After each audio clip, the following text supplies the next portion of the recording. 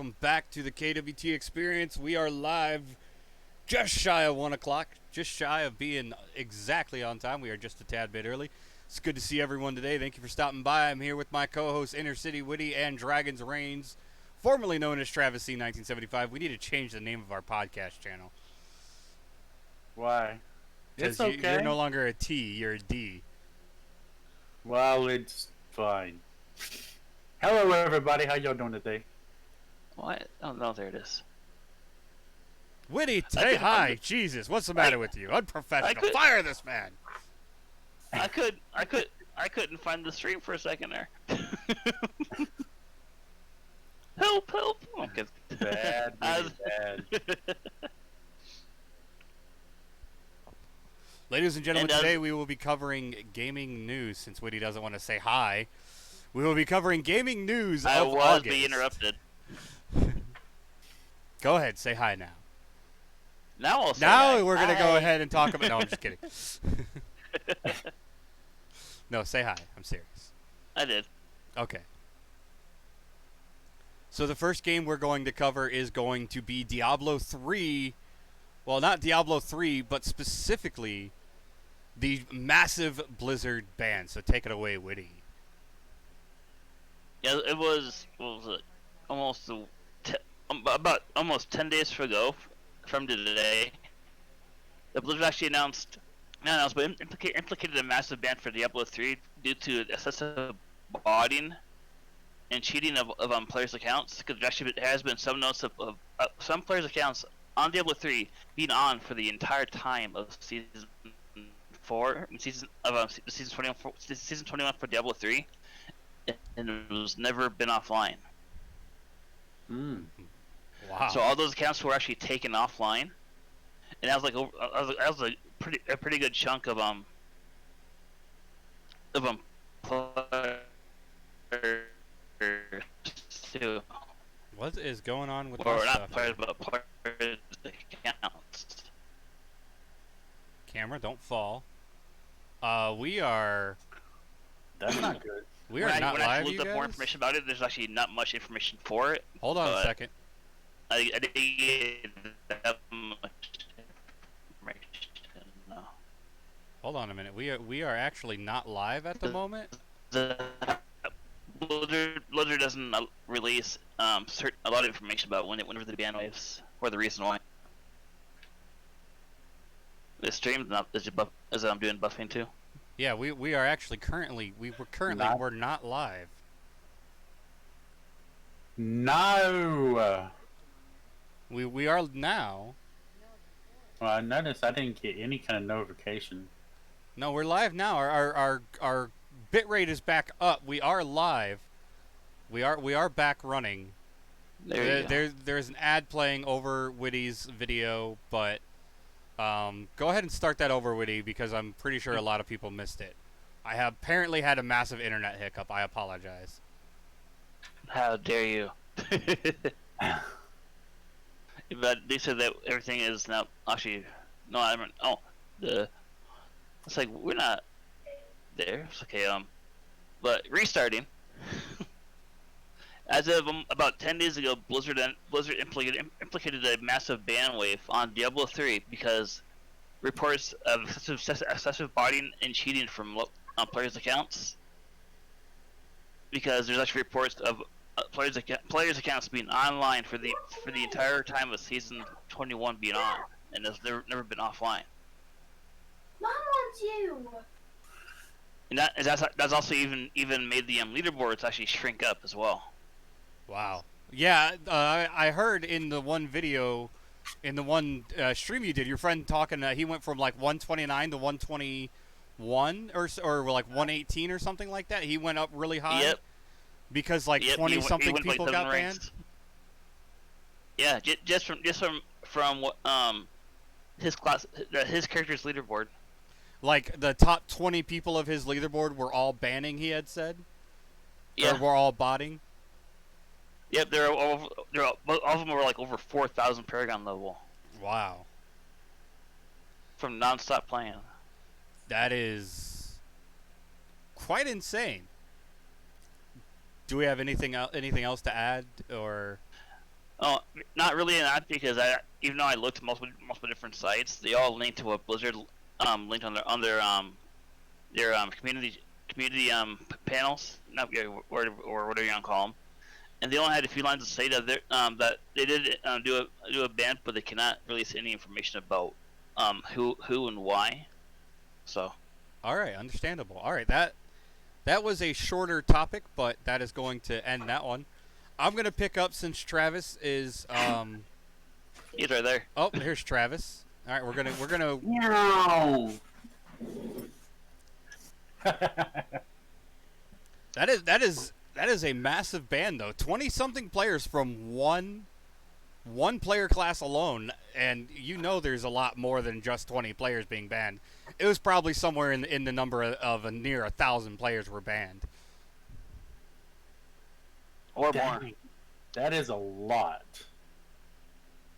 That is really a lot. Sorry, Sin doesn't like being on camera. I have to turn my camera some. But yeah. But 1,000 plus, potentially 1,000 plus players banned from one game basically for botting. How you doing there, Brian Compton? Too good to see you. All right, Travis, we're gonna let you take it away with The Last of Us 2 information and news that you have. Oh, yes. As everybody knows, I have been playing this, and I've been playing it for a while now, and it still is not over.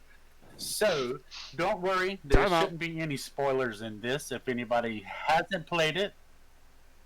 Time out. What? Okay, we're good. I was having another internet hiccup. Oh, okay. But like I was saying, if this is not going to give any spoilers, if anybody has not played it, it's just a little bit of news about it. It's called The Hidden Stories in The Last of Us Part 2 are some of its best.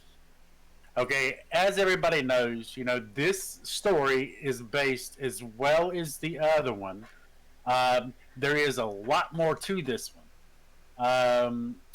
And what it says is Ellie's revenge story is front and center in The Last of Us Part 2, but it's the tale told in scattered notes and ruins that build its world.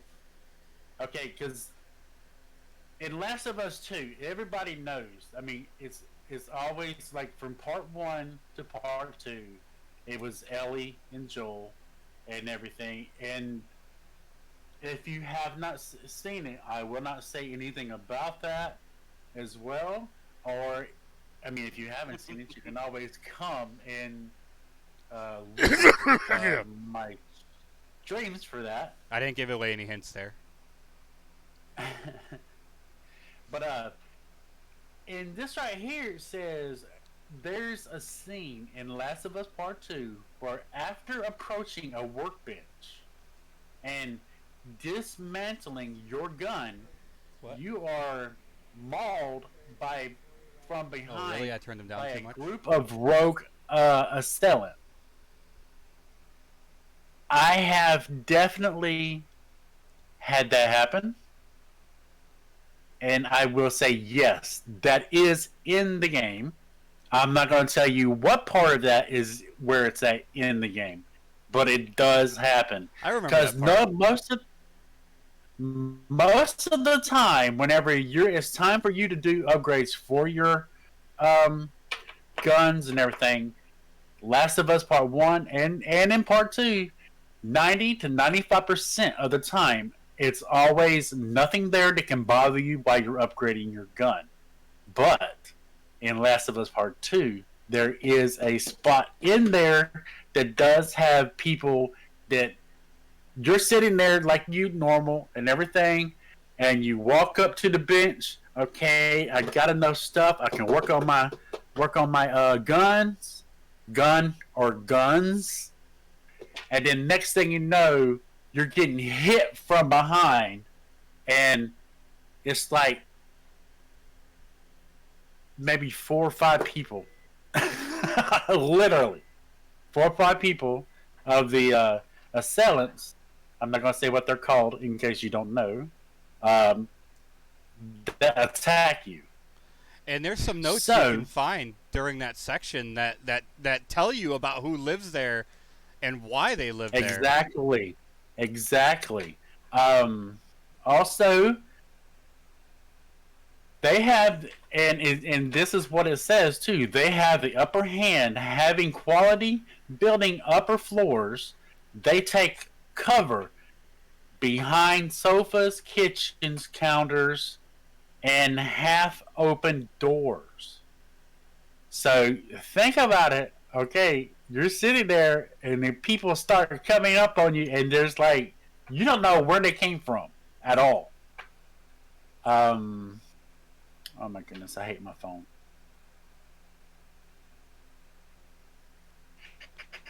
But this shocking scene isn't all it wouldn't be. Timeout. Bitrate tanked. I'm sorry. We appear to be back.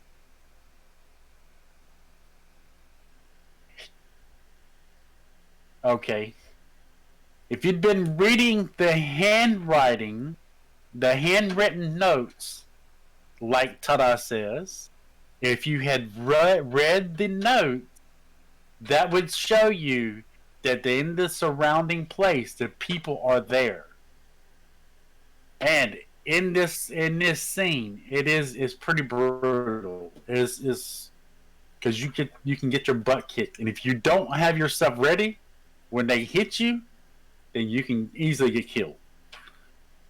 Let's see what else. That was a big jump scare scene for me just watching. You seen what I did? You seen what I did in mine? Okay. Now the thing is that the stories of Ellie, Dina. Oh, I don't know if I should really read this one. Let me skip that part. Like he said, he doesn't want to give away any spoilers or anything like that. Yes. No, okay. Technically he is. No, I didn't say he's being very vague. Being very vague. I didn't say what part, I didn't say when it happens, and I didn't say where it happens or anything. Okay, the thing is if you notice that a lot of times in Last of Us in 1 and in 2, you should always read every single note. Because it has a big part in Last of Us. A lot of times, the notes have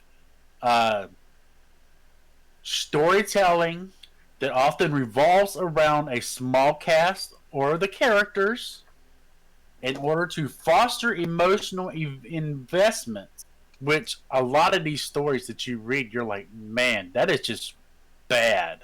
That is really bad. Without which there usually no what is that? Stakes people dim. That's a weird saying. Wrath, the worth reading. They're all worth reading, or players on for The Last of Us 2 offered the clever situations to this by lettering. Lettering is suburban. That is so. Why did they say it like this? Battlefields with notes into the. Okay, so basically what they're saying is, if you read all the notes, it's not like you're going to get like any significant, trophies or anything. Like if you read every single note, I don't think. Like I said, I haven't gotten to the end of it yet. But the thing is that the notes give you specific parts and specific things that could be where you're at, could be a lot of times if you go around and you'll see a big old safe. You're sitting there looking around, like, how am I supposed to open this safe? Every safe, if you look around and find the notes, the notes automatically give you the safe numbers. Now, it may not tell you, okay, you need this specific number. Some of them, yes, they give you a specific number. But most of them will say, like, oh, our wedding anniversary is the number in the safe. So you actually have to look around and find the numbers. It could be anywhere. It also gives you good storyline of the people and, like I said, the characters and stuff that happens to different people, and also as well as the thing that happens to you when you're trying to upgrade a weapon. The notes also, a lot of them tell the stories of certain people, and I'm actually going to pull the video back because we don't want to go too much farther into your video, and I don't know how much more you have to talk about. But the notes do tell you the story of people that live there, or what happened to certain soldiers and things like that. And so just by reading these notes, you can find out a lot of information about what happened in the world of The Last of Us. Okay, I'm hoping that this doesn't mess with anything.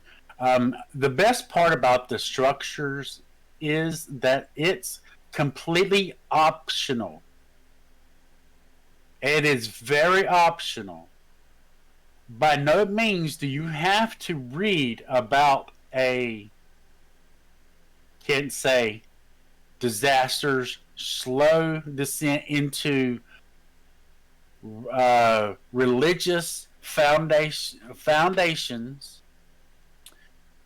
It is not essentially to learn about settlements. Many suppressed families attempting to reunite with one another by leaving trails of letters and heirlooms. However, choosing to invest time into this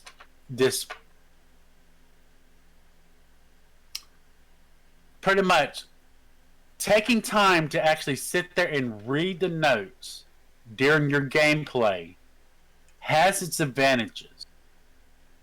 But like it says, you do not have to invest in that. You could see a letter there and just keep going. But if you come up on a specific thing that you need to know, then you need to read the letters. If you want to use to get a safe, stuff like that, it is very significant to read the letters. But like you say, The Last of Us Part 2 in a more intimate way, which in turn it heightens the stakes for everything precious to Ellie and the other person I will not say if you do not know. Alike.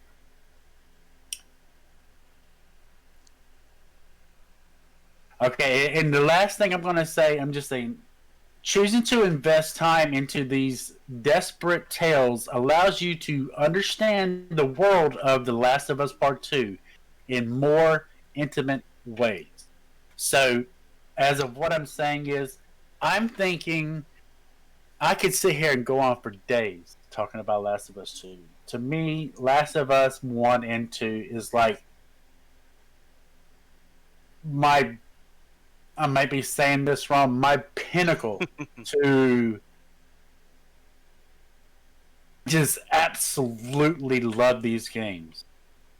And I haven't gotten to the end of it. If it would kill me if there was never another one. There has to be another one. So like I said, I haven't gotten to the end, so I don't know what happens. So other than that, you guys, I'm telling you that if you're playing the game and you don't invest your time into watching And looking at those notes, you can miss a lot of stuff. So it's very emotional. The game is very emotional, and it is wonderful gameplay. And as of that, I will leave it there for that. What do you guys think about the game? Have you guys seen it? Have you? I know that Tada has watched me every uh, gameplay of it. I'm pretty sure that he loves it too. But you guys give me a few thoughts on what you guys think about it. The game's crazy, and when I thought it was going to end, and it didn't end, I mean, I'm still hoping that one person beats the holy heck out of another person. Let's just say that. I'm hoping that one person has spent their time getting jacked up and beats the crap out of another person. Learn some taekwondo or something. Yes. But you gotta say, Ellie, she is really a badass. Ellie is a badass. That game, both games prove it. I mean, the first one, Ellie is more of a scared child, but in the second one, Ellie is a gun-toting else. Murder machine. Absolutely something else. And like I said, there is no hearsay, no nothing. I did not want to say any names of anybody that may have or may have not played the game and is wanting to play the game. So I'm just giving you information that for Last of Us Part 2, that is the best thing that you could do, really. Take time. I mean, the game is long. I think I make it a little bit longer than it really supposed to be. Spoiler but I actually somebody in Travis's playthrough, somebody gets shot in the face about 5 times. Yes. But like I said, I don't want to, give any big spoilers, give anything like that. So the point is, take time, read the notes. It says that you can, disregard it, but there's a lot of good stories. In short, if you like a game with a lot of story and a lot of rich storytelling, then it is the game for you. It is the game type that you would like to play and you would enjoy, because personally, I've fallen in love with the characters in it, although some to a lesser degree. But you definitely get a feel for all the characters, and you what's the phrase I'm looking for? You really begin to understand them and where they're coming from. Hey, Brittany Crop, good to see you. Absolutely. I've actually been laughing about Elric's comments. He's like, Robbie the Robot dies. Spoiler alert. All right, I'm going to take it away, and I lost my original article here, but the main point I want to bring up is still relevant. So Crytek has announced the release date for Crysis Remastered on PC, Xbox One, and PS4, and that will be September 18th, 2020. So technically not gaming news of August, but still it was announced. It was announced in August, so it does still count. And unfortunately, I don't think it says here, but it did say in the other article, the PC, it does say here, the PC is an Epic Game Store exclusive at launch. So again, another game that Epic got their hands on and managed to pay out enough money to get the launch exclusive. But I personally think that says a lot about Epic. And here you can see some side-by-side of Crysis versus Crysis Remastered. And apparently Crysis is coming to the Switch, which I am super excited for, because I have a Switch and I would like to get my hands on it and play it some. But the game looks fantastic, and let me just give you some pointers that they are throwing out for what this game is going to be able to do. High quality textures up to 8K. HDR support, temporal anti-aliasing. Sorry. Screen space directional occlusion, SSDO. Global illumination, SVOGI. State-of-the-art depth fields, new light settings, motion blur, parallax occlusion mapping, screen space reflections and shadows, SSR and SSS, new and updated particle effects, and more. And what I'm looking for from the screenshots, this game looks fantastic, you guys. It looks like a completely new game, and it looks like it's going to be an amazing game. But I do want to throw out what my theory is for Epic Games not being able to buy themselves exclusives anymore. This either means that game companies are refusing to do pure exclusives in favor of launch exclusives to where they can have their game on all platforms, or maybe more specifically for Epic, maybe Epic just doesn't have the money anymore that they had before to throw around like they did with a few titles to get that pure Epic exclusive. It's one of the two. I don't know which one.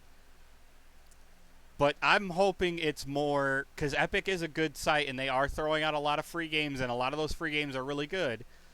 So I am hoping it's more that companies are more realizing that not Epic, but that exclusives hurt them, and they're more going for launch exclusives over pure exclusives.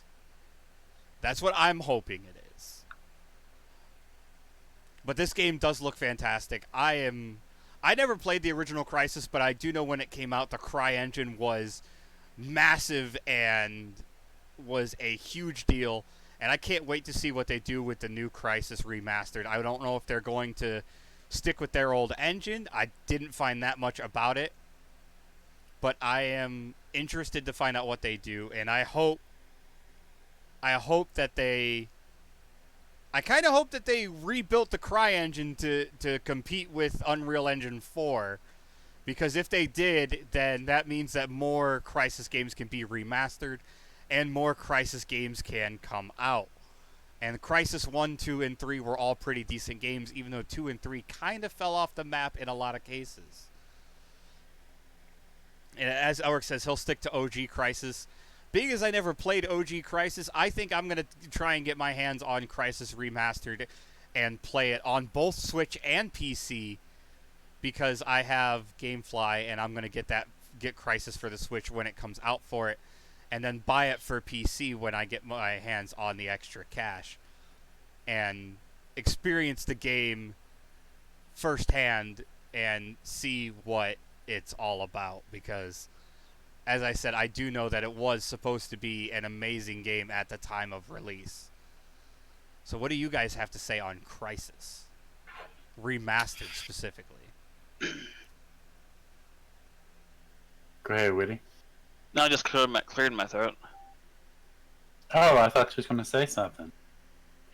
Crysis seems like it's going to be a really good game to be remastered as well. As you know, a lot of games that are being remastered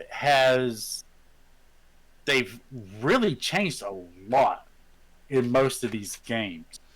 I think Crysis is going to be a good game to play. Well, to be remastered. Hopefully, it's a pure remaster and not a remake like Demon's Souls, which we will talk about another day. Yeah. Because remakes are what screw up a remaster. When you change things, it changes it from a remake to a remaster to a remake, and that usually angers a lot of people. I'm hoping it's a pure remaster with just upgraded textures, graphics, controls, and an updated engine. Kind of like the Skyrim remaster was. Yeah, kind of like that.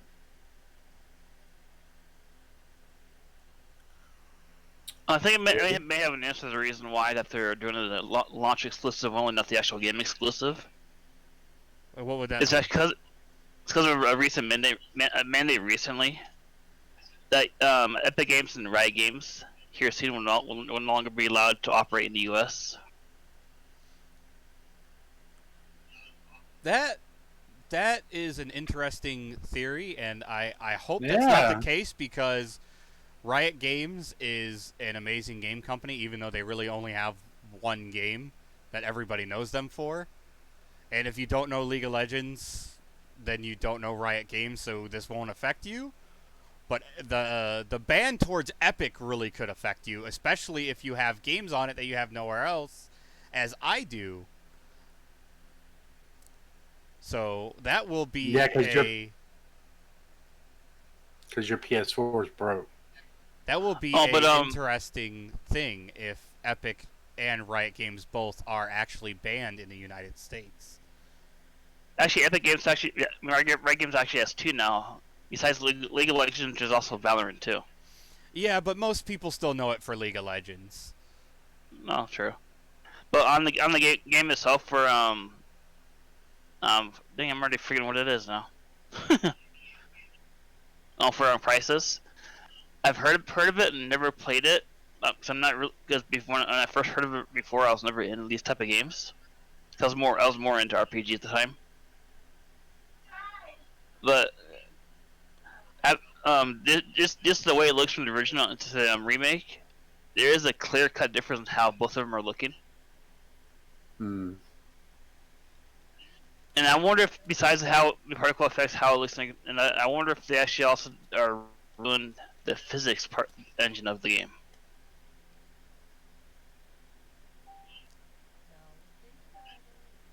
Ta-da. Or are they just going to keep it as the original physics engine?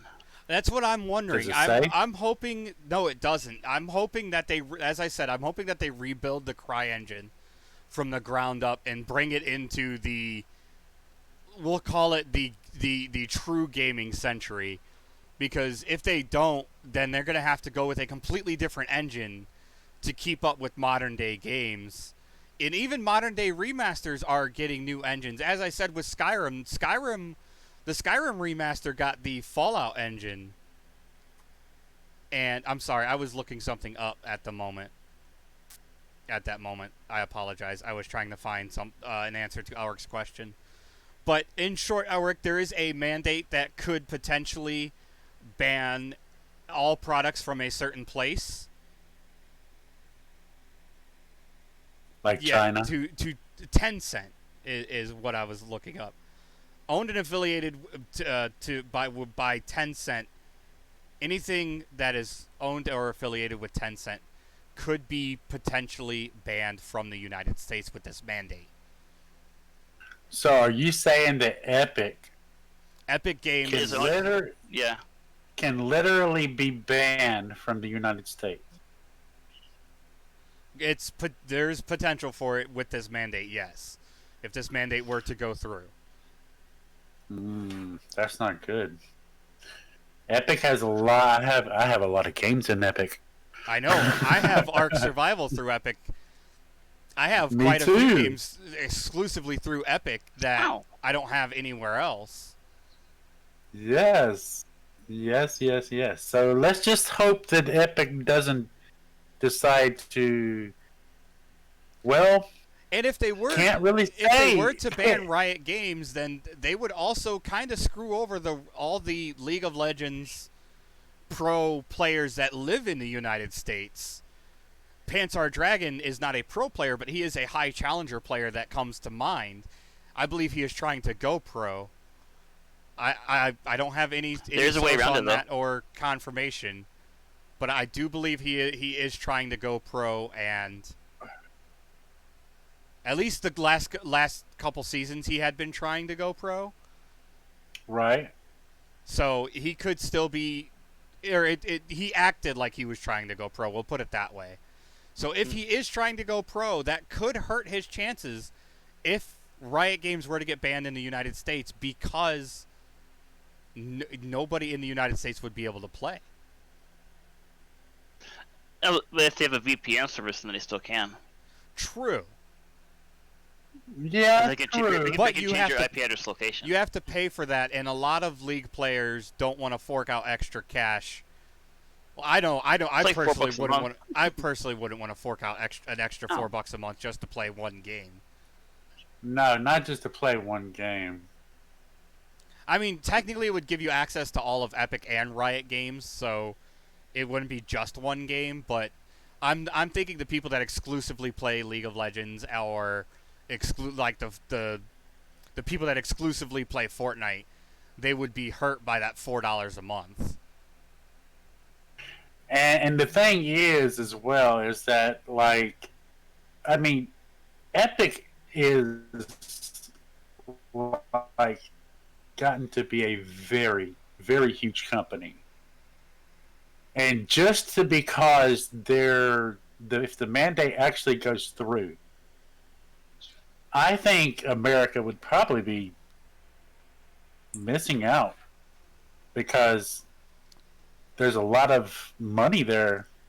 Oh, America would From definitely Epic. be missing out on things, and Yeah. we kind of got off topic. So Yeah, sorry. we were answering a question about it, so it's fine. So we did answer the question, I think, and we do all agree that America would probably be missing out if this mandate were to go through. Exactly. But we're gonna go ahead and continue and go with Witty. Witty, what are you talking about next? Is Halo, correct? Yep. Halo Infinity, to be exact. All right. Unfortunately, all I have is They have a trailer, right? I have the launch trailer. So Witty, go ahead and take it away and Yeah. tell us about And to what's going on. and to let you know, this has actually been updated yesterday, so. Ooh, okay. But there has been rumors about Halo Infinite actually being delayed till 2022, which the Bungie actually went on to IGN and saying that there's no plans to delay, and they're going to have Xbox support, but they are still planning for a 2021 Xbox One, the 2021 launch for Halo Infinity. They gave up on numbers and shot straight to infinity. Well, they already had 1 through 5, so. Yeah. Look a little grunt. But let's see here. Yeah, following news that Halo Infinity will be delayed. As such rumors began circulating, and Halo Infinity will be delayed as far as 2022 and drop support from the Xbox One altogether. But those rumors are actually fake. That there is actually no plans to change your 2021 release date or device and platforms that they'll be supporting. It was originally announced that the Xbox One with enhancements for the Xbox One X series for January 2020. The game won't be Xbox Series X exclusives for at least a year as part of its strategy to keep the entire Xbox console line viable and open. So it'll be for current Xbox and the new ones being released. Let's see here. However, things were thrown into flux when 343 announced that Halo Infinity will be delayed and miss the Xbox Series X launch in window. But in a statement, the developer said that the decision shifts our release date is a result of multiple factors that have contributed to the development challenges, including the ongoing COVID release impact affected by us this year. Let's see here. What's doing now is the actual gameplay, which is starting. They said that they're going to try and keep the classic look for Halo through the Halo Infinity, which is the reason why his armor really hasn't changed since it was a Halo 4 or 5. Quick question. Did Yeah, Master it does Chief look die? the same. Yeah. Did Master Chief die in the last Halo game, or did he kill that guy that was sent after him? He killed the guy sent after him. Okay, yeah. See, He said the guy that was sent after him. I know you were supposed to play as the guy hunting down Master Chief during that, and I got lost in the campaign at some point and never actually watched it, so I never knew what happened. But he looks like Master Chief, so I had to ask the question. That is the actual Master Chief. So Master he Chief didn't is actually alive. die. He didn't die. Cool. Yeah, he's alive. Okay, it's good to know. Thank you. I love how the graphics look now for the Halo Infinity here. It looks really nice. The graphics do look amazing. It looks like you returned to the original Halo scenes. So Yep. it'll be nostalgia for a lot of players because Halo is old.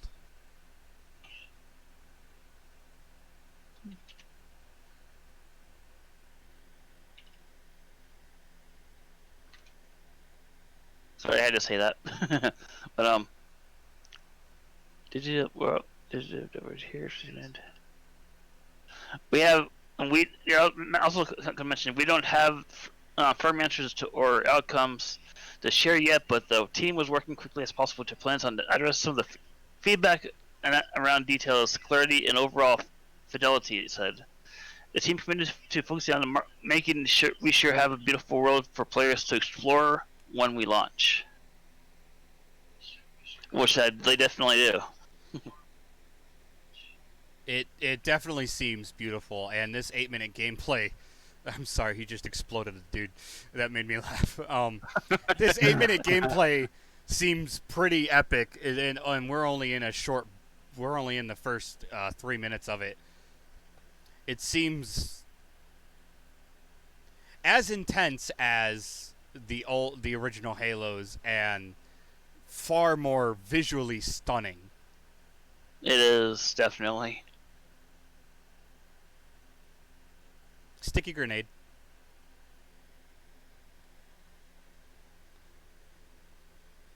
That's cool with artwork. If they try to keep the love of the classic look as much as possible for most of it, but there are some new things, especially like that shield that he just put up there. That's actually new. That is pretty cool. Didn't Master Chief used to have like a small deployable shield he could? Yeah, but not that big. Yeah, he like crouched down inside of it, right? Yeah.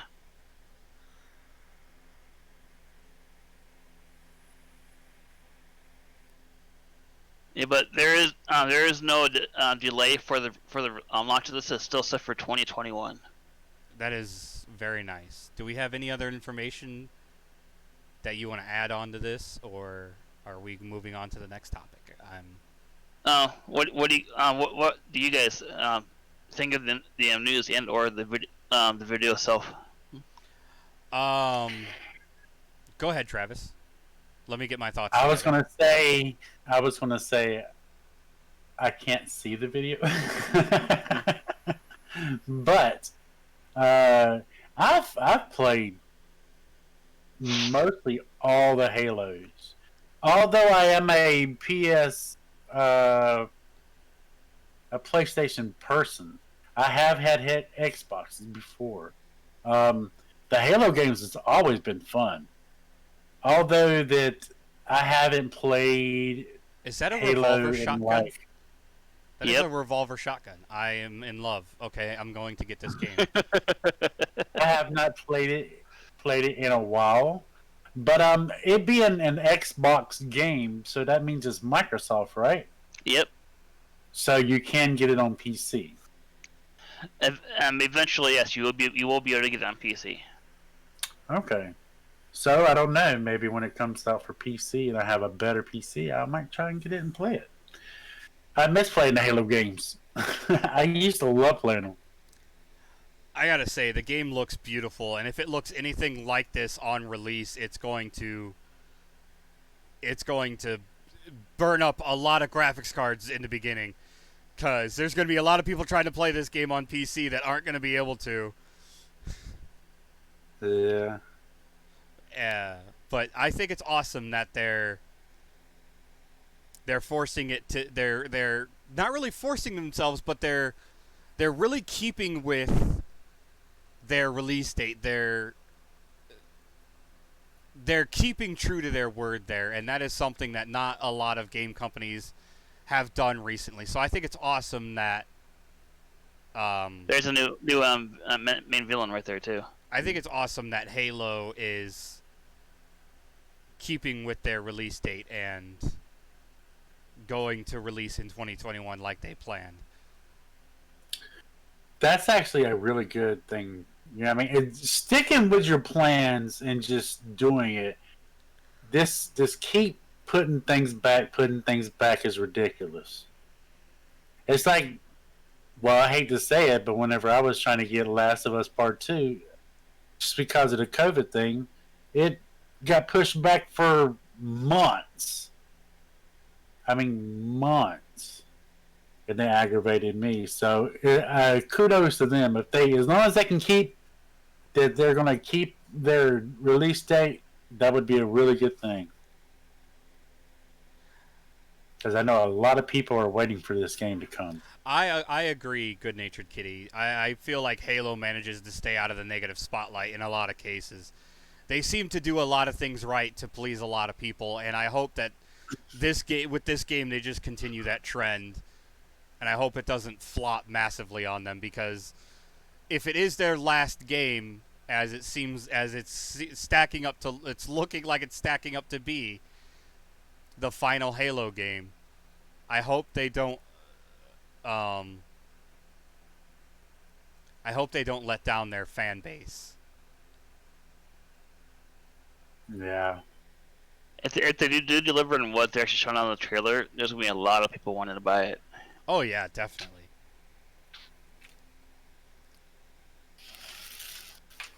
It's to say holiday 2020. What holiday are they talking about?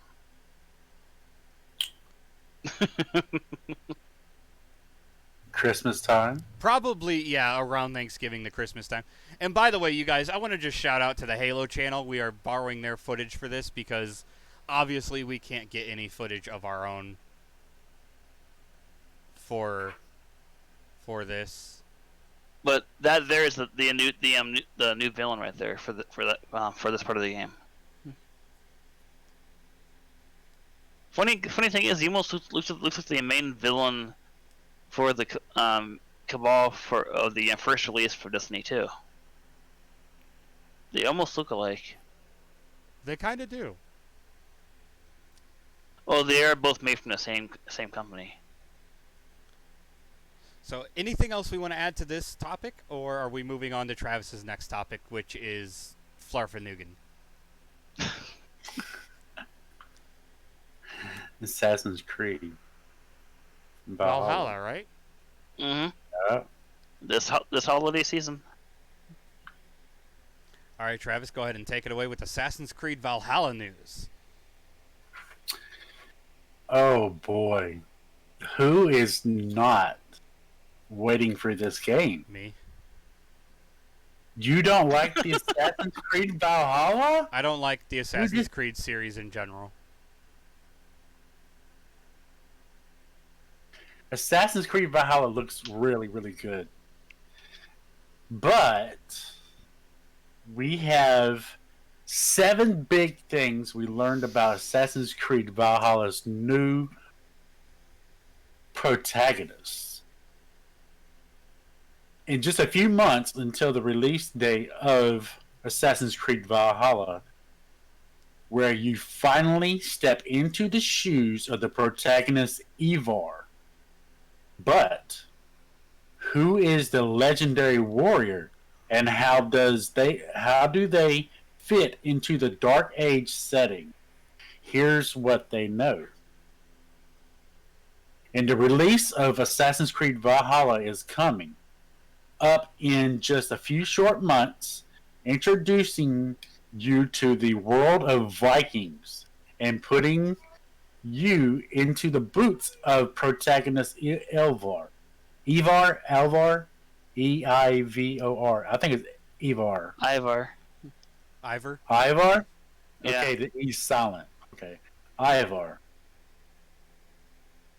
Alright, it touches on Ivar's history as a leader from Norway who hopes to settle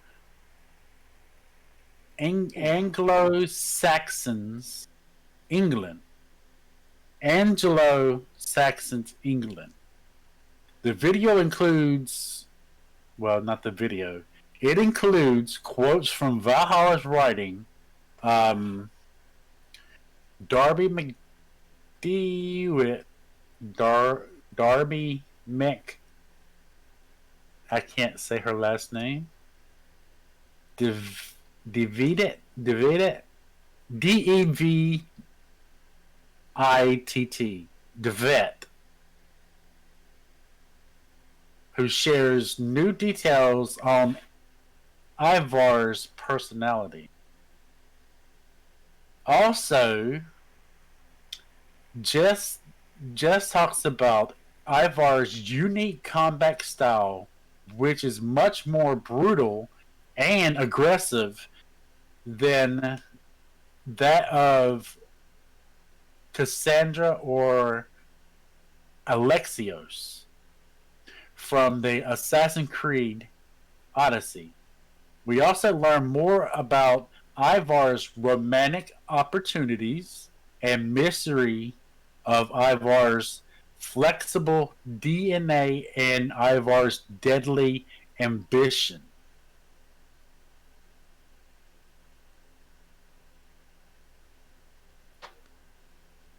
Well, that was a bad headbutt.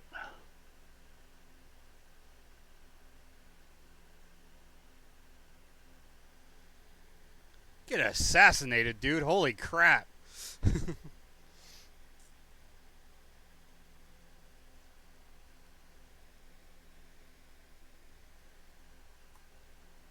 Okay. Sorry, we're just going to loop this trailer while we'll talk about this game because we don't have much footage for it. I also wanted to say also that Ubisoft wants to include physical games in UK collector's edition for upcoming Xbox One titles. Okay, I've got some news on. I've got some news on Ubisoft there, and shut up, Lux. Why is my phone going off? I apologize.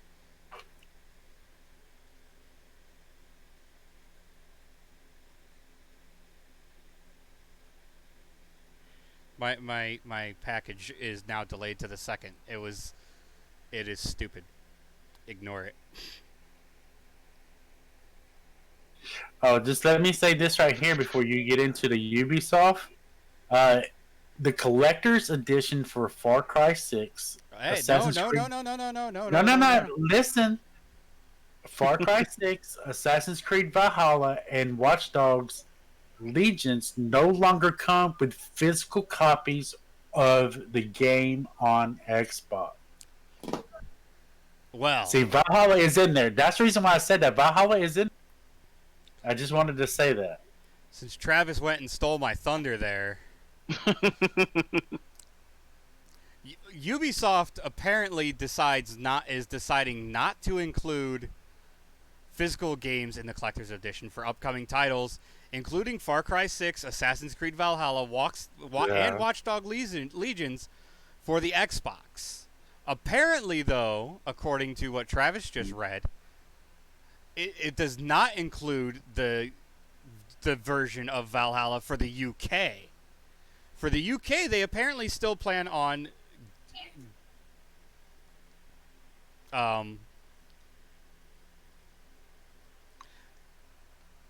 they still plan on having the physical copy of the game for the UK. But basically, in a short post announcing the change, Ubisoft did not provide a reason, but it could be related to Xbox's smart delivery feature, which grants access to games on both Xbox One and Xbox Series X. Essentially, you buy a game once to play it on both consoles. Mm-hmm. All three of these titles support smart delivery, so there's only one collection edition for each game that will be compatible with both consoles. But this change does not apply to the PS4 collector's editions, which will still come with the physical games. And you'll be able to play your games pre-order on both the PS4 and PS5 through box, though the box art will be the PS4 game itself. Okay, yeah. There's a reason why, too, because Xbox, for the Game Pass, is also trying to redo and re-release their actual xCloud, so you can actually you can do like a play on demand. Every game you buy is put on your account on the cloud, so you can stream it to your console and play from there.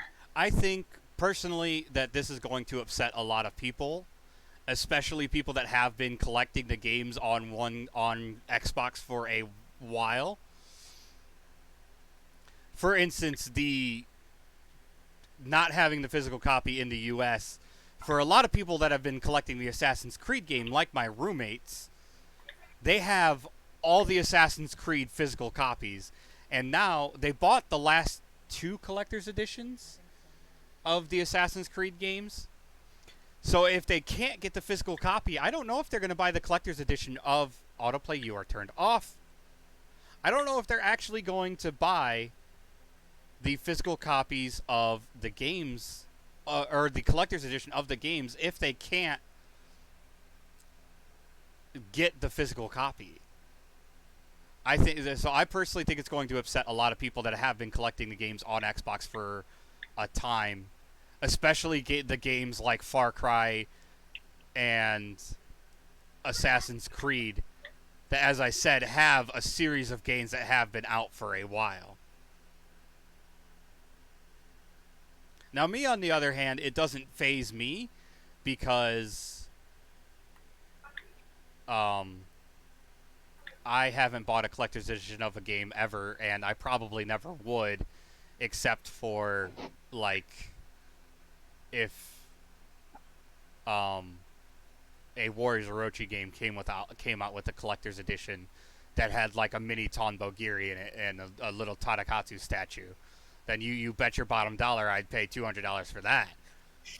Or if like Dark Souls 4 were to come out with a collector's edition and come with a statue, I'd probably buy that. But as for these specific titles, I have no real interest in the collector's edition of the games. I just noticed that the end trailer is actually a live-action trailer. It's not a CGI.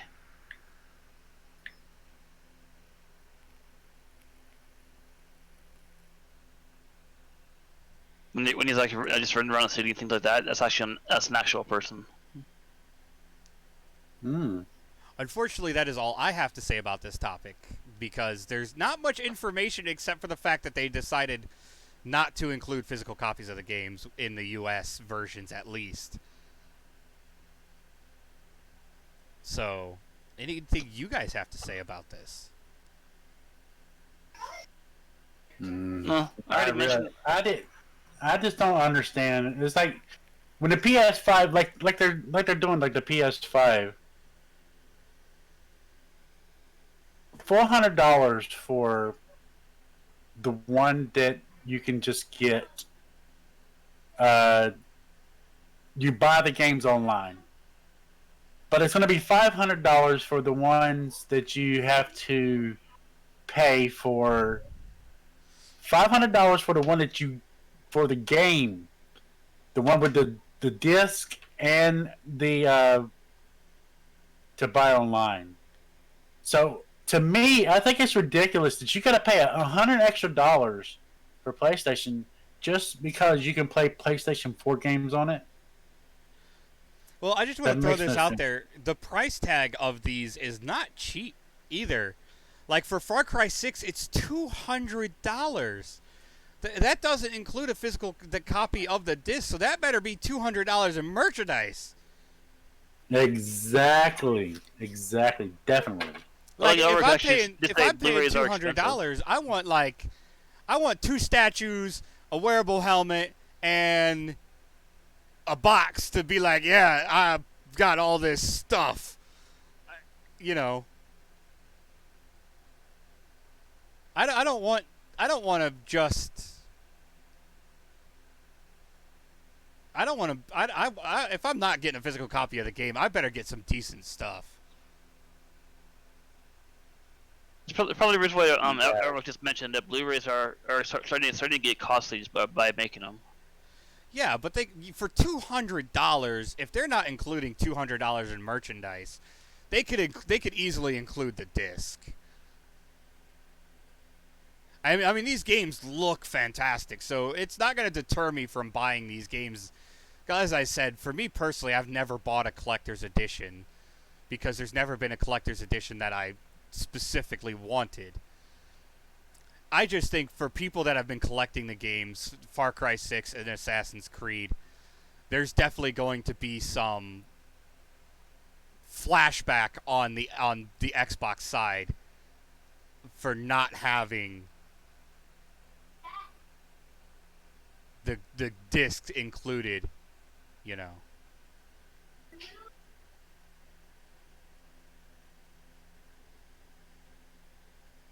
So anything you guys want to add? Not really. No.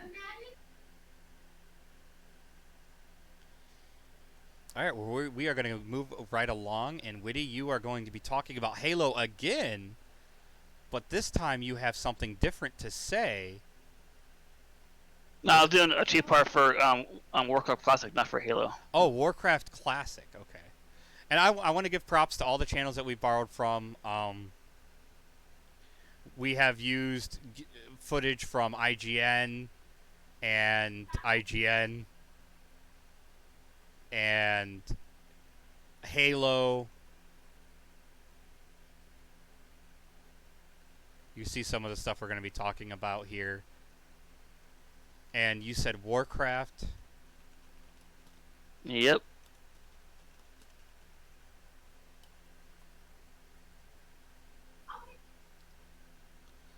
I don't know if you have any footage of it, but we'll just go ahead and go with this. And this is from Far Hunter Gaming, so I want to give props to them. Not for the trailer. Not for the trailer, but we are borrowing their footage. Yeah. I want to make sure and make that clear that we only use our own footage twice so far because that is all we had for these specific games. Most of these games are impossible to get your hands on at the current moment. So we are borrowing footage from other channels, and I want to give props to all those channels where it's due and make sure that they know that we're not just stealing their content. So, Witty, go ahead. What is up with Warcraft Classic? It's also not really, but shortly after. Not shortly after. Not everyone here actually knows that last month they actually had a new release for update and raise, classic raid for it.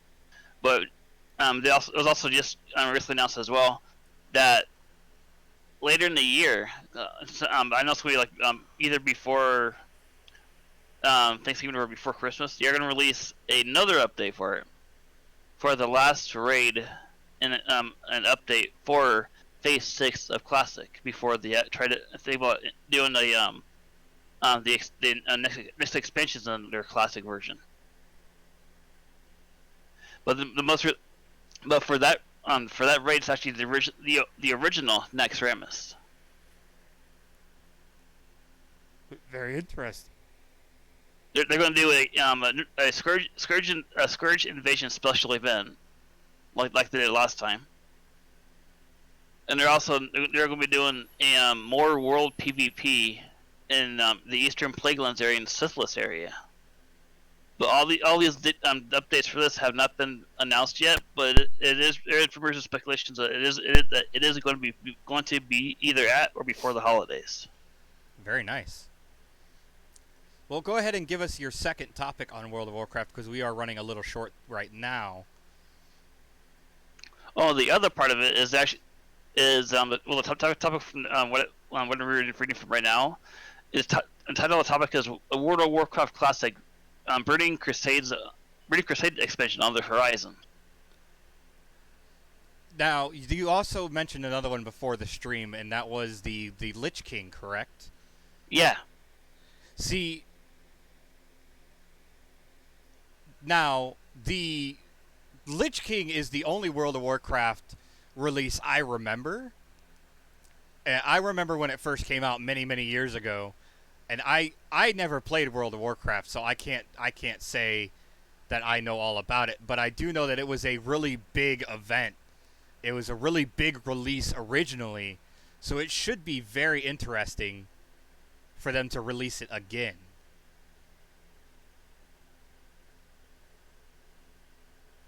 Yeah, let's see here. Yeah, part of it's there's no secret that World of Warcraft Classic has been a significant success for Blizzard. Plus, there's been a strong interest in Classic Burning Crusades or even Classic Wrath of the Lich King from the start. However, things progress from here should be interesting. And so it's hard to think that Classic Burning Crusades would be as successful as original Classic, but has been. But it's also hard to believe that it won't mean that we won't also let and at least get Classic Wrath of the Lich King as well. We will keep seeing new Classic expansions like Cataclysm or Mists of Pandaria. That'd actually be pretty interesting there. Let's see.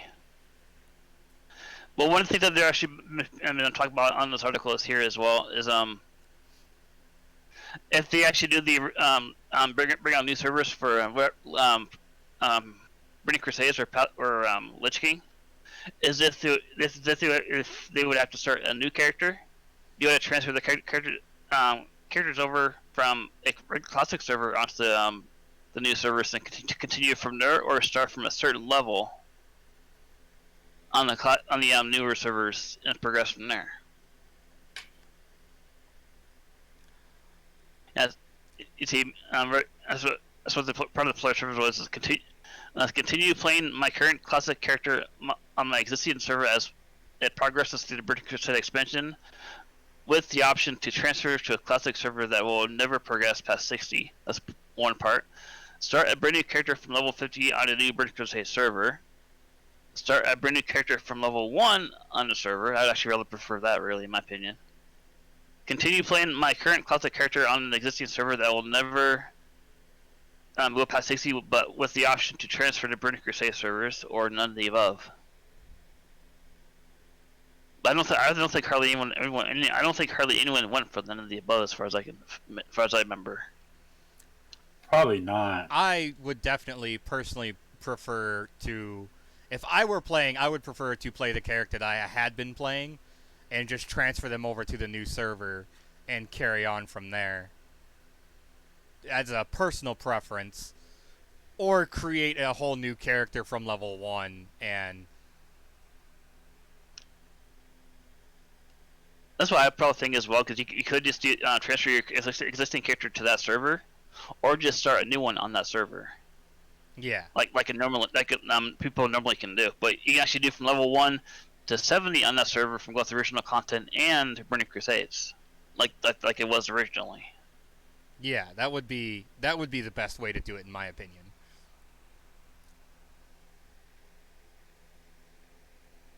What about you, Travis? Do you have any thoughts?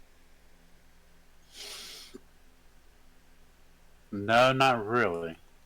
Yeah, you're not a big Warcraft guy. Yeah, I've never been really into. I can't say I haven't played it. I have played it a long time ago, and I've watched Witty play it numerous times. Yeah, I'm just, as everybody probably knows, I'm not into the MMO kind of games anyway. But I can say Warcraft has been around for a very long time. Them putting back into the Lich King would be probably a very good idea. Lich King, they actually peaked at the most subscribers, up to like 10 million subscribers at one point. Yeah, I can believe it. All right. And it just went downhill from there after the other expansions. I think that's going to do it for that topic. I think we're all in consensus that the new things are going to be good if they add them, and they should just add them the old school way they did before. Definitely. with you either being able to transfer your character or start a new character from level 1 and grow to level 70 on that server. On the server with the Lich King and the Burning Crusade. Oh, I forgot to mention the Halo Infinity. You have the option to explore the entire Halo ring. Oh, very nice. Now that's odd. And not just certain parts of it. Yeah, usually you don't get to do that.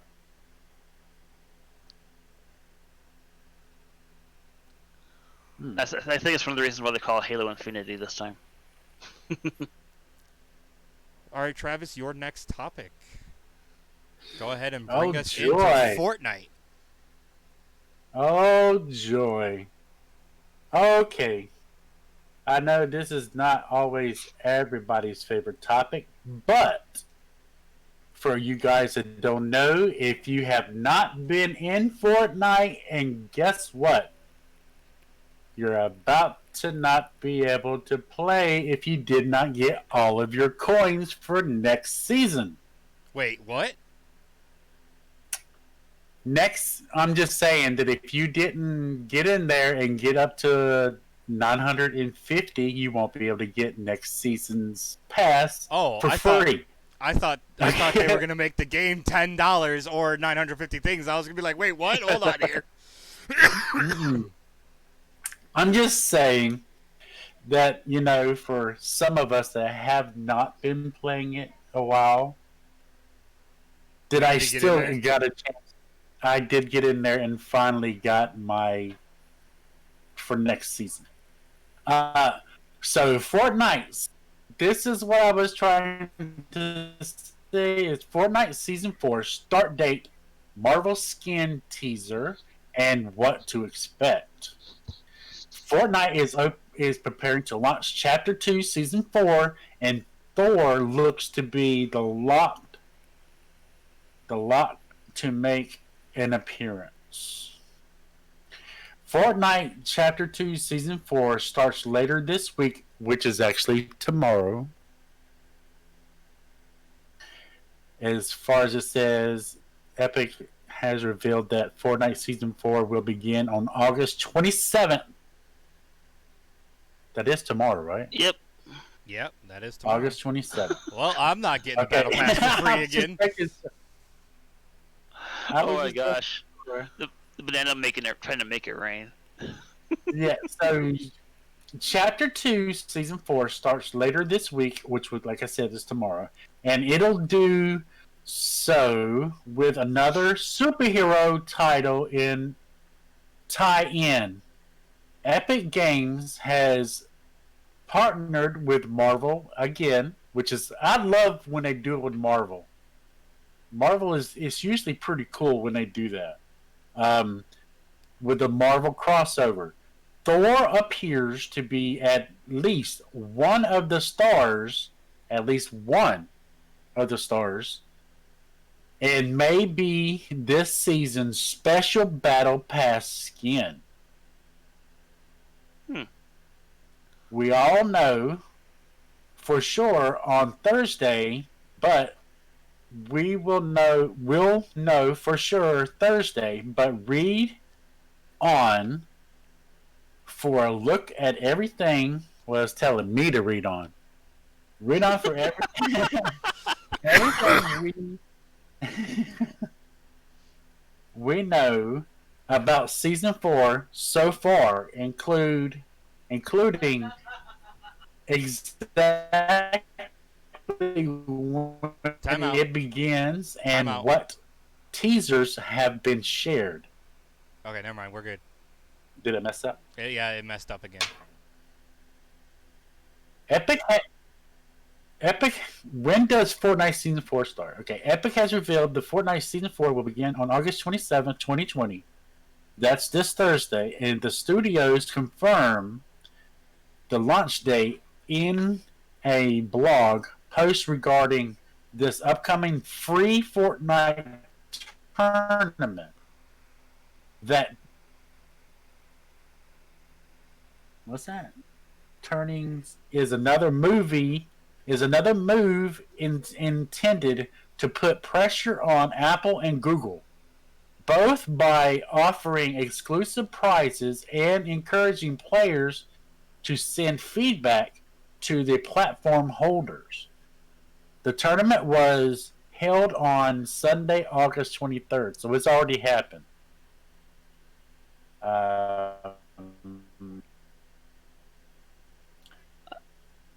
Okay, everybody knows that there was a legal dispute between Epic and since the legal dispute between Epic and the model storefronts in Apple and Google began, Epic has used the imminent launch for didn't mean to do that. Has used the imminent launch for season 4 to rally its players because to complain about the game's removal from its stores.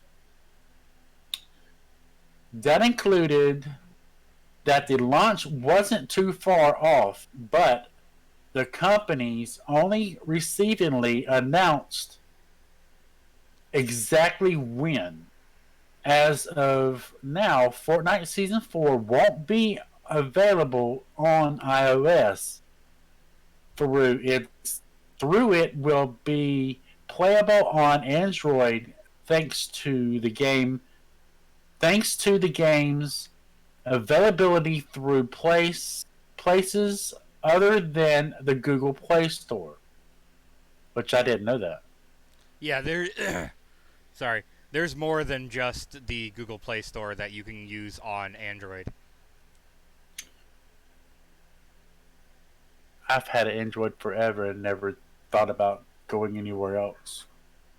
Other than like going to Epic Games itself and getting it and stuff like that. That's probably one of the ways they're talking about. Yeah, Epic hasn't detailed exactly what to expect from Season 4, but it has already teased a big cameo Thor. Look, if we get Thor and a semi-automatic sniper rifle, I'll be happy. I would too. Definitely. I wonder how much Epic forked over to get the rights for this from Disney. Oh, they forked over a lot to get the rights for this. Disney is not the kind of place to give away the rights to something for cheap. Because Disney is one of the biggest companies out there. Disney's going to take everything they can get. Mm-hmm. It says that a Twitter post shows a Marvel branding, along with what appears to be Thor's glowing eyes and golden locks. You know Thor's got to have them golden locks. Visible in the logo. Oh my God! Season 4 is apparently going to have Groot and Rocket. It just showed up on screen. You missed it, Travis. I didn't see it. Yeah. Oh my gosh! Yeah. It looks like it's going to have Groot and Rocket Raccoon. Oh my gosh. There's a supported by the tweet itself, which sports a hammer, lightning, and rainbow emoji, all symbols associated with the character.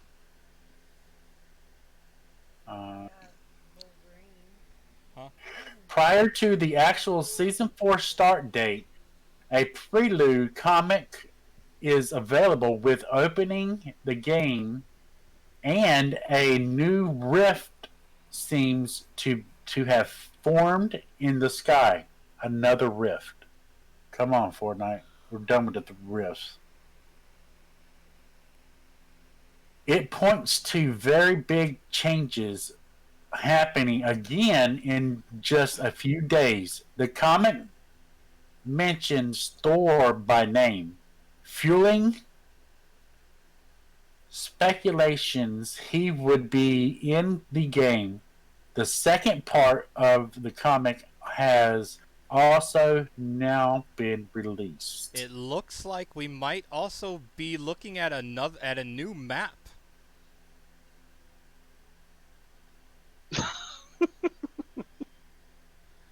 What I'm looking at, it looked like they went to the moon, so there's potential for a new map, which would be very interesting for Fortnite, being as they haven't had a new map in ever, like forever.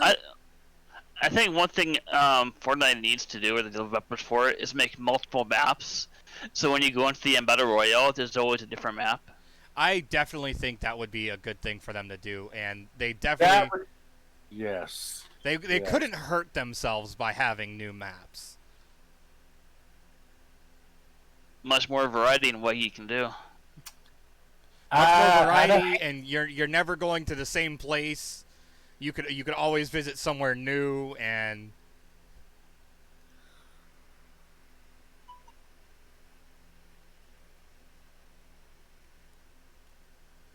Travis, you were going to say something there? Over. I actually switched over so I could actually see. Apparently, there's Wolverine Banana as well. Wolverine Banana. Bananarine. Is he going to split? I'm trying to look at the. Ooh.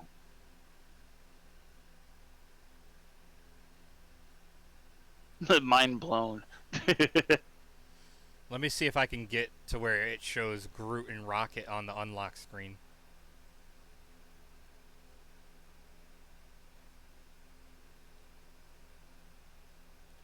That's true. You will make others split. Well, there you had it, a moment where you could see Groot on the unlock screen and Bananarine.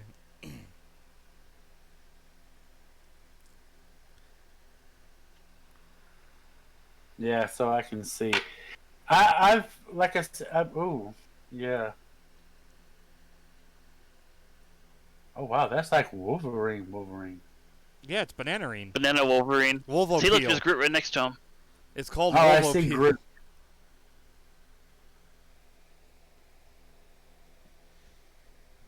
I got you. So yeah, what do you think? What are you thinking about for season 4, Travis? I will be. I'm gonna get it because I actually went in and played a little bit to actually get me enough to get my season pass. So I will probably be playing it. I probably like this a lot better than the last one. I got pretty much everything I wanted from the last one except for the cat riding the. Yeah, the cat riding the robot I didn't get either. But I'm sure That's the they'll. only thing No, I didn't get. That's pretty much the only thing I didn't get that I wanted. But other than that, I got everything else. So yeah, I'll probably be playing it. I don't know if I'll be playing it a lot like I didn't this time because I've gotten very much into No Man's Sky. So we could bring it back on Saturdays, though. Yes, it will. There will be gameplay. There will be gameplay of it. So other than that, you guys, for me, that's about it. What are y'all other thoughts about it? Are y'all going to? Well, I know we don't even play it. It might make me play it more. Yeah. No, I haven't played it in months. I know. Woody probably don't even want to play it no more. I haven't had the urge to, really. Well, see, it's like one game. I mean, you've been playing it for years and years, and you get burnt out. Which I have been playing for years and years and years, and have gotten burned out. See, it only takes me a couple months to get burned out on a game. Yeah, exactly. I don't know. No Man's Sky has gotten us pretty. We've been playing it a lot. But yeah, I will probably bring it back around Saturdays again. Have all the guys and everybody jump in with us if they want to. Okay, other than that. I read it. All right, ladies and gentlemen, it is time for what you've all been waiting for. The hottest game releases of August, according to PC Gamer of Doom. PCMag.com. Number 1 on their list is Capcom Ultra Street Fighter 4. The release date is August 5th for August of August. Wait, this is like years ago. Yep. What am I looking? Why did it give me this?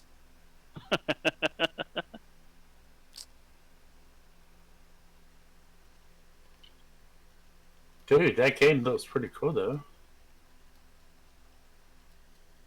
That new Street Fighter. Okay, I'm sorry. We're going to talk about these ones that released in August for 2020.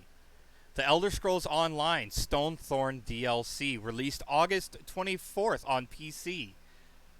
I don't know what Cinders is, but it released for the PS4 on the 25th, which was yesterday. Kandagawa Jet Girls PS4, which sounds like a game I don't want to know about, released on the 25th of August. Madden 21 released on the PS4 and Xbox One on the 25th of August. Ooh. The Mortal Kombat 11 Aftermath DLC Classic Femme Fatale Skin Pack released on PS4, Xbox One, and the Switch on the 25th. No Straight Roads released for all consoles on the 25th. Vader Immortal, a Star Wars VR series, released on the 25th of August. Cinders released on the Xbox One on the 26th, today. There's a lot of these games. Fortnite Chapter 2 Season 4 releases tomorrow. Final Fantasy Crystal Chronicles Remastered PS4 and Switch releases tomorrow. Let's see if I know any of these. Project Cars 3 releases on the 28th. Nexomon, which I've never heard of, but sounds like a wicked Pokemon ripoff, releases on the 28th. Jump Force Deluxe Edition releases on the 28th. And Surgeon Simulator 2, which was a huge game back when it first came out, releases on the 27th, tomorrow as well. You forgot one. Unfortunately, what did I forget? Wastelands 3. Wastelands 3? Yep. Oh, I'm sorry. For PC and Xbox One. I don't know Wastelands. So Wastelands 3 released on PC, PS4, and Xbox One on the 28th. It will release on the 28th. So I don't know many of these games, but I can switch the scene so you guys can see this here. Let me just find the right one. Properties. There you go. The Elder Scrolls Online Stoneborn, Cinders, Kandagawa Jet Girls, Mortal Kombat 11 Aftermath Classic Femme Fatale Skin Pack, No Straight Roads, Vader Immortal, which sounds amazing, I gotta say. Cinders again, The Suicide of Rachel Foster, never heard of, probably don't really want to. Best Friend Forever, Control, AWE DLC. Final Fantasy Crystal Chronicles, Fortnite Chapter 2, Hypnospace Outlaw, The Last Campfire, Outbreak, The New Nightmare, Surgeon Simulator 2, Tell Me Why, Chapter 1, Tour de France, Captain Tsubasa, Rise of New Champions, Double Kick Heroes, Jump Force Deluxe Edition, Nexomon, Extinction, Project Cars 3, Wasteland 3, and Windbound. All release this month. But guys, that is going to do it for us for now. If we have any questions from the audience, we will take them now. We do have Witty who needs to leave here shortly, so we're going to go ahead and end it sooner than normal. Tell me why. I'm sorry, I had to. You can't tell me that's not a Backstreet Boys game. And not only that, now you got it in his head. Oh my gosh, dude. Galactus That is Elder Classic Scrolls started an Online, not update. Skyrim. Oh. Oops. Elder Scrolls Online takes place before Skyrim, Yes. Yep. which I have, but it is like a 150 gigabyte download, and I just don't have the room for that right now. Also, I wanted to say that PlayStation yesterday was Tell me why playing- do you hurt when I eat hot stuff? Tell me why. PlayStation yesterday was playing Mortal Kombat 11 Aftermath. They were having like a little tournament thing between a couple of guys, and they were showing stuff on it then. I want it fat way. Elric, you don't have anything for the show? You could give us something that maybe next time you might want to see. Or feedback. Or feedback.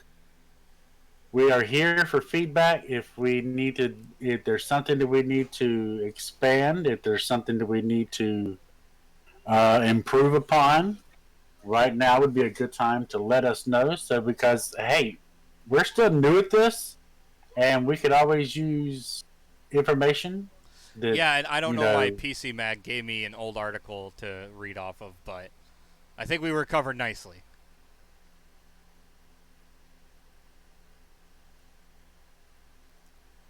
Doesn't have to be questions. What does that say? More life simulations are being made. Simulation than- games. I don't know why. You like I mean, Sims like or- Sims Other and than Paralyzed Paralyzed? is enough. Really? Well, yeah. What was that? What's that one game that Microsoft just came? Microsoft Flight Simulator.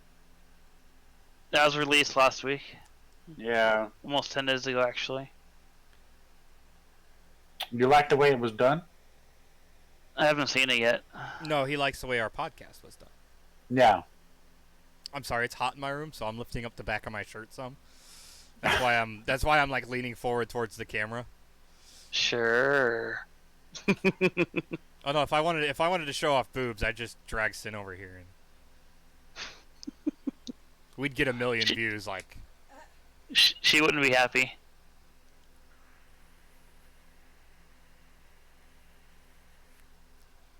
Well, all right, guys, that is going to do it for us. That is going to do it for us. It has been a pleasure having you all. Thank you all for being here. I'm Tada Kitty signing off. Thanks for watching. Peace out. See you guys. We'll see ya.